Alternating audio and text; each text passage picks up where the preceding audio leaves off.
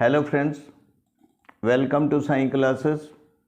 Friends, आज मैं editorial passage of 19 November 2022 Saturday with the speed of 110 word per minute.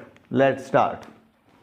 What the draft data bill entails: many outstanding issues such as localization and data breach are addressed in the draft, but some clauses may prove problematic.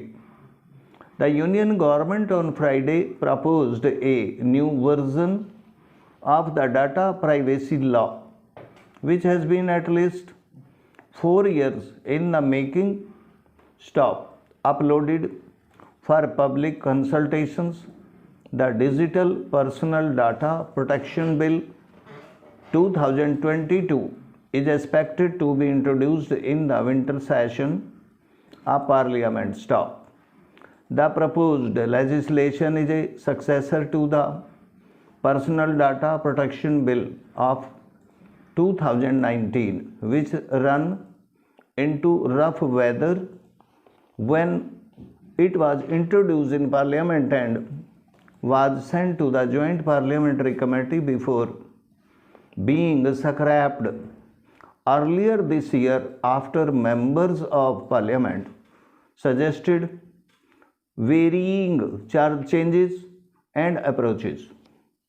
That version was criticized for giving large carve outs to the state, being difficult for the industry to comply with, and being inadequate in building in some protections laid down by the Supreme Court in its right to privacy judgment in 2017, but it laid down some important fundamentals for how personal data should be handled.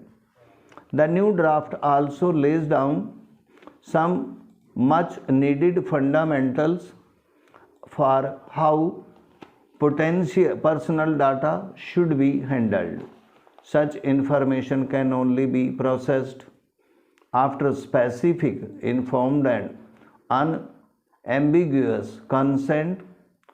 Individuals and entities whose data is stored will also have the right to withdraw that consent, request details of what data of theirs is in use, and seek to be forgotten.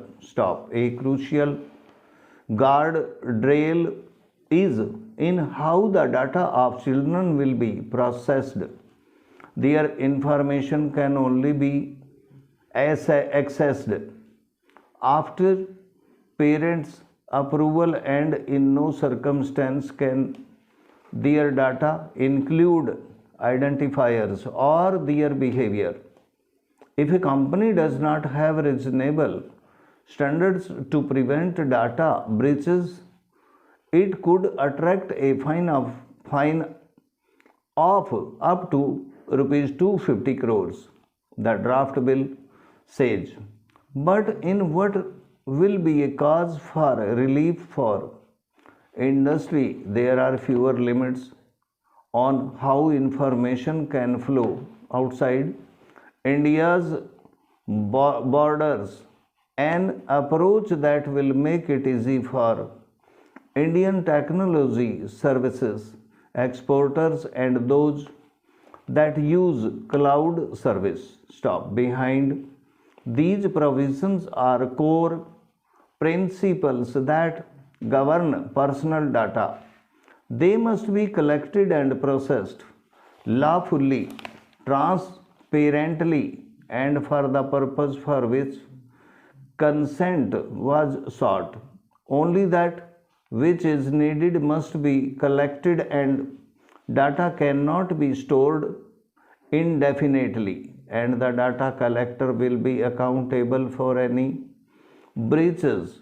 These principles build in protections that do not yet exist. The draft's provision also address worry over data localization, which industries saw as posing a particular threat to innovation and their ability to expand. But the draft is still likely to be controversial, especially for how it deals with a concept called deemed consent. This gives the government the broad power to access personal data in the internet interest of a loosely defined purposes, that is public interest, and the section on exemption, which hands the government the power to exempt any department in the future from the guardrails of the law. Stop. What could also be controversial is the structure and functions of the new data protection board that will act as an arbiter for complaints. By design, this board will be headed by and comprise members appointed solely by the government. Its independence, in case the litigant is the government, will be under the scanner. How these issues stand the test of parliamentary debate and constitutional principles as interpreted by the Supreme Court, only time will tell. Stop. But for now, any moment on a privacy law is welcome.